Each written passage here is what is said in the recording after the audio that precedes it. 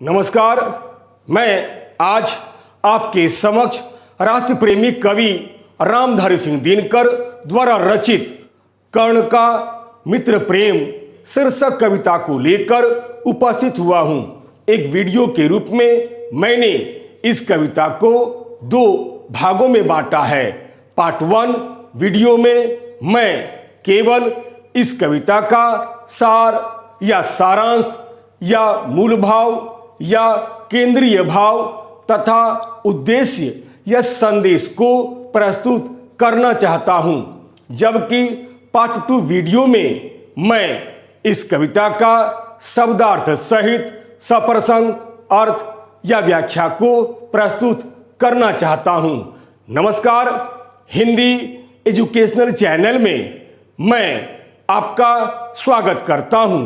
तो आइए अब मैं समय न लेते हुए पार्ट 1 वीडियो के रूप में मैं इस कविता का सार या सारांश या मूल भाव या केंद्रीय भाव तथा उद्देश्य या संदेश को अत्यंत ही सरल भाषा में आपके समक्ष प्रस्तुत करने की कोशिश करता हूं। इसे आप ध्यान देकर सुनिएगा। कर्ण का मित्र प्रेम शीर्षक कविता का मूल भाव या सार या सारांश। कर्ण का मित्र प्रेम शीर्षक कविता राष्ट्र प्रेमी कवि रामधारी सिंह दिनकर द्वारा लिखित एक बड़ी ही सुंदर कविता है। यह कविता उनकी प्रसिद्ध रचना रश्मिरथी नामक काव्य संग्रह के 3 सर्ग से अवतरित है। यह एक खंड काव्य है। इस काव्य के माध्यम से कवि ने महाभारत काल के चिर परिचित व महान तथा गुणी योद्धा कुंती पुत्र कर्ण के भव्य चरित्र को बड़े ही सुंदर ढंग से उजागर किया है। अतः यह कविता एक पौराणिक कथा पर आधारित एक प्रेरणादायक रचना है। इस कविता में कवि ने जहां एक ओर महाभारत काल के महान व गुणी योद्धा कर्ण का श्री कृष्ण से हुए वार्तालाप को बड़े ही सुंदर ढंग से दिखलाया है, तो वहीं दूसरी ओर कर्ण के भव्य चरित्र को भी बड़े ही सुंदर ढंग से दिखलाने का प्रयास किया है। पांडव 12 वर्ष का वनवास और 1 वर्ष का अज्ञातवास बिताकर जब इंद्रप्रस्थ लौटे, तब कौरवों और पांडवों के बीच हर प्रकार से संधि करवाने के उद्देश्य से श्री कृष्ण हस्तिनापुर गए, परंतु वे कौरवों और पांडवों के बीच संधि करवाने में असफल रहे। संधि की तो बात दूर, सत्ता के मद में चूर दुर्योधन ने श्री कृष्ण को ही बंदी बनाना चाहा, परंतु यहां श्री कृष्ण के विराट स्वरूप को देखकर सभी मूर्छित हो गए। अंत में भगवान श्री कृष्ण युद्ध की बात कहकर सभा छोड़कर चले गए। कुछ दूर चलने के बाद तभी मार्ग में उन्हें कर्ण मिला। यद्यपि भगवान श्री कृष्ण को बंदी बनाने में कर्ण का भी योगदान था, अतएव कर्ण बहुत ही लज्जित हुआ। फिर कुछ देर के बाद कर्ण भगवान श्री कृष्ण के सामने आया, किंतु राजनीति विशारद श्री कृष्ण ने बाह पकड़कर उसे अपने रथ में बैठा लिया और रास्ते में उन्हें समझाया कि देखो कर्ण, दुर्योधन तो पांडवों को 5 गांव तक भी देने के लिए बिल्कुल तैयार नहीं है और वह केवल युद्ध ही चाहता है। श्री कृष्ण ने कर्ण से आगे कहा कि हे कुंती पुत्र कर्ण, परंतु अभी भी इस युद्ध को रोका जा सकता है और मैं भी इस युद्ध के पक्ष में नहीं हूं। कारण यदि कौरवों और पांडवों के मध्य युद्ध होता है तो इसका परिणाम बहुत ही भयंकर होगा। श्री कृष्ण कर्ण की क्षमता व शक्ति को जानते थे, इसीलिए उसे पांडवों के पक्ष में करना चाहते थे। वे इस युद्ध को हर कीमत पर रोकना चाहते थे। श्री कृष्ण आगे कहते हैं कि हे कुंती पुत्र कर्ण, अब युद्ध रोकने का एकमात्र शेष उपाय बचा है।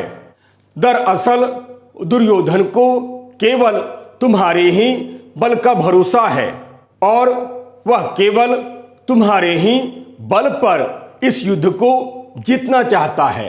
अतः हे कर्ण, तुम तो वास्तव में कुंती के ही प्रथम पुत्र हो, किंतु पता नहीं क्यों तुम सूत का पुत्र कहलवाकर अपना अपमान करवा रहे हो, और न जाने क्यों कुंती का प्रथम पुत्र होते हुए भी तुम दुर्योधन का साथ देकर अपने ही भाइयों का शत्रु बन बैठे हो। यदि अब भी तुम मेरा कहना मान लेते हो तो सब कुछ ठीक हो सकता है और युद्ध को रोका जा सकता है। यदि तुमने मेरा कहना मान लिया तो अभी भी यह युद्ध रुक सकता है और यह युद्ध रुक भी जाएगा। अतः तुम दुर्योधन का साथ छोड़ दो और पांचों पांडवों से मिल जाओ। फिर देखो पांचों पांडव तुम्हारा किस प्रकार आदर व सम्मान करते हैं। सभी पांडव तुम्हारी सेवा करेंगे, बल्कि पांडवों की ओर से मैं तुम्हारा राज्याभिषेक भी करूंगा। तुम बड़े हो, अतः अब तुम ही राजा बनोगे। सभी पांडव तुम्हारे पीछे पीछे चलेंगे और मैं भी तुम्हारे पीछे चलूंगा। इस प्रकार यह युद्ध ही हमेशा हमेशा के लिए समाप्त हो जाएगा।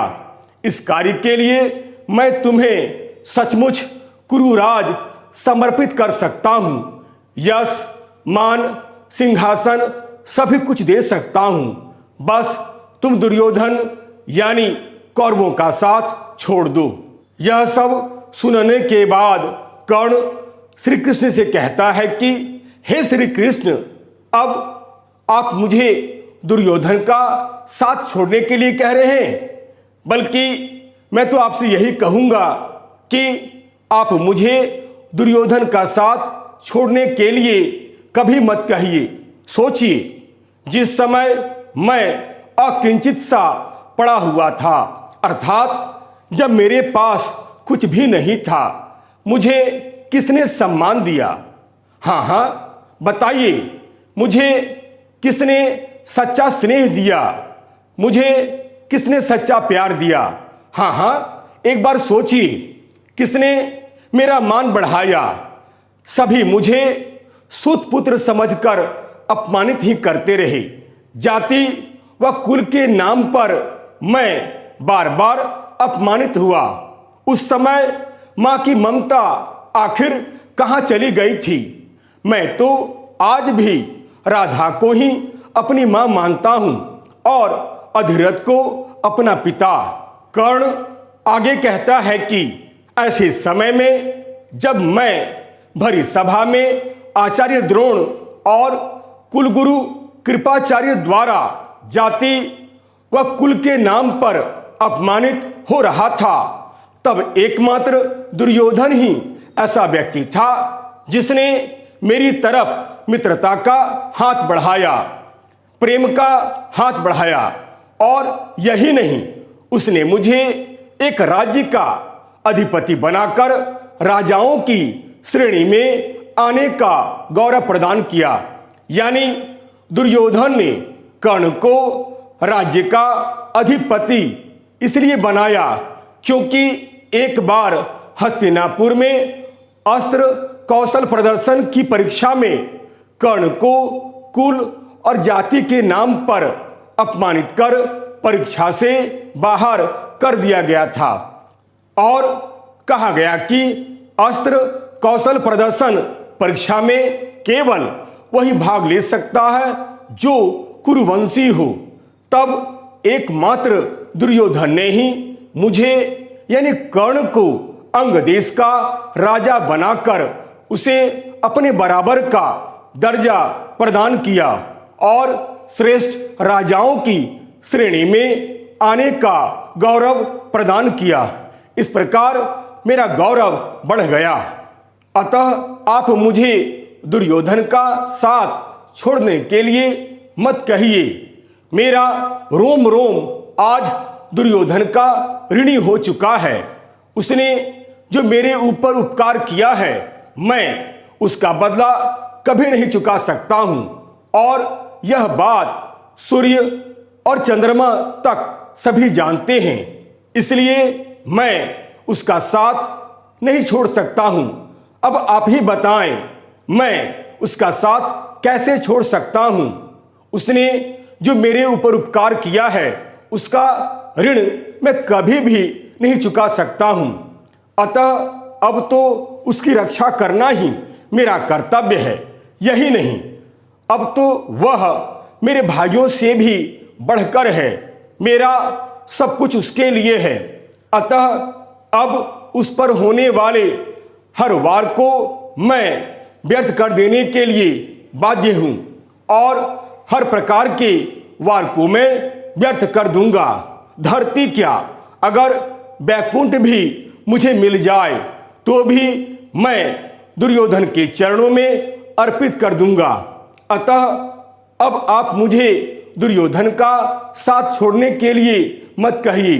उससे अलग होने की बात बिल्कुल मत कीजिए। ऐसा सोचना और ऐसा करना मेरे लिए पाप है। यदि मैं आपके कहने पर उसका साथ छोड़ देता हूं, तब सारा संसार मुझे कृतघ्न और विश्वासघाती मित्र कहकर पुकारेगा, मित्र कहकर धिक्कारेगा। और कर्ण यानी मैं जीते जी ऐसा नहीं कर सकता। और तो और दुर्योधन ने सदा मेरे साथ निश्चल व्यवहार किया है। वह मेरा परम मित्र है और विपत्ति के समय मित्र का साथ न देना सबसे बड़ा पाप है और मैं यह पाप कभी नहीं कर सकता। यह सब देखकर व सुनकर श्री कृष्ण के मन में कर्ण के प्रति अत्यंत आदर व सम्मान का भाव जागृत हो उठता है। अतः राष्ट्र प्रेमी कवि रामधारी सिंह दिनकर जी ने इस कविता में श्री कृष्ण और कर्ण के बीच हुए वार्तालाप के माध्यम से महाभारत काल के महान व गुणी योद्धा कर्ण के भव्य चरित्र को बड़े सुंदर ढंग से उजागर किया है और यह बतलाया है कि कर्ण एक बहुत ही महान व्यक्तित्व का स्वामी व्यक्ति था। वह वीर, बहादुर, साहसी तथा पराक्रमी तो था ही, उसका चरित्र भी बहुत ही दृढ़ था, जो प्रलोभन के आगे भी कभी नहीं झुका। वह कृतज्ञ व्यक्ति था। ऐसा दृढ़ चरित्र वाला व्यक्ति पूरे भारतीय इतिहास में मिलना दुर्लभ है। वह कहता है, मित्रता बड़ा अनमोल रत्न है, इसे धन से कौन तौल सकता है। यही नहीं, कर्ण आगे अपने मित्र की रक्षा का भार अपने ऊपर लेते हुए कहता है कि जिस नर की बाह गही मैंने, उस पर न वार चलने दूंगा। इन पंक्तियों को सुनकर ऐसा लगता है कि कर्ण जैसा मित्र मिलना एक गौरव की बात है। सचमुच कर्ण एक महान व्यक्तित्व का स्वामी था। कर्ण अकृतज्ञ नहीं था। उसका रोम रोम दुर्योधन के ऋण से दबा हुआ था। सचमुच कर्ण जैसे मित्र को प्राप्त करना एक गौरव की बात है। वह व्यक्ति बहुत ही भाग्यशाली होता है जिसे कर्ण जैसा मित्र मिल जाता है। कर्ण अकृतज्ञ व्यक्ति नहीं था। उसका रोम रोम दुर्योधन के ऋण से दबा हुआ था। कर्ण एक राज्य का अधिपति होकर भी उस क्षण को वह बिल्कुल नहीं भूलता है जब उसकी गिनती छोटे लोगों में, छोटी जाति में होती थी। अतः कर्ण का व्यक्तित्व दृढ़ बात का धनी और सच्चे मित्र का है। आइए अब मैं कर्ण का मित्र प्रेम कविता का सार या सारांश या मूल भाव या केंद्रीय भाव बतलाने के बाद अब मैं इस कविता का क्या उद्देश्य है, क्या संदेश है, इसे मैं अत्यंत ही सरल भाषा में आपके समक्ष प्रस्तुत करने की कोशिश करता हूं। कर्ण का मित्र प्रेम कविता का उद्देश्य या संदेश। कर्ण का मित्र प्रेम शीर्षक कविता राष्ट्र प्रेमी कवि रामधारी सिंह दिनकर द्वारा लिखित एक बड़ी ही सुंदर कविता है। यह कविता उनकी प्रसिद्ध रचना रश्मिरथी नामक काव्य संग्रह के तृतीय सर्ग से अवतरित है। यह एक खंड काव्य है। इस काव्य के माध्यम से कवि ने महाभारत काल के चिर परिचित व महान तथा गुणी योद्धा कुंती पुत्र कर्ण के भव्य चरित्र को बड़े ही सुंदर ढंग से उजागर किया है। अतः यह कविता एक पौराणिक कथा पर आधारित एक प्रेरणादायक रचना है। इस कविता का प्रमुख उद्देश्य या संदेश या प्रतिपाद्य कर्ण का दुर्योधन के प्रति मित्र प्रेम को दिखलाना है। एक सच्चे मित्र की परिभाषा देना है। सच्चा मित्र वह नहीं है जो केवल सुख में ही साथ देता है और दुख के समय वह अपने को अलग कर लेता है, बल्कि सच्चा मित्र वह होता है जो सुख में तो साथ देता ही है, दुख में भी साथ देता है तथा मित्र के सभी कष्ट या संकट या विपत्ति को अपना समझकर उसकी हर प्रकार से सहायता करता है। यही नहीं, इस कविता के माध्यम से कवि ने महाभारत की एक प्रसिद्ध प्रसंग के आधार पर कर्ण की मानवतावादी दृष्टिकोण को भी उद्घाटित करते हुए मानवतावादी विचारों को जनमानस के सम्मुख रखने का प्रयास किया है, जिसमें कवि को पर्याप्त सफलता मिली है। इस तरह हम देखते हैं कि कर्ण का मित्र प्रेम राष्ट्र प्रेमी कवि श्री रामधारी सिंह दिनकर द्वारा रचित एक बड़ी ही सुंदर कविता है।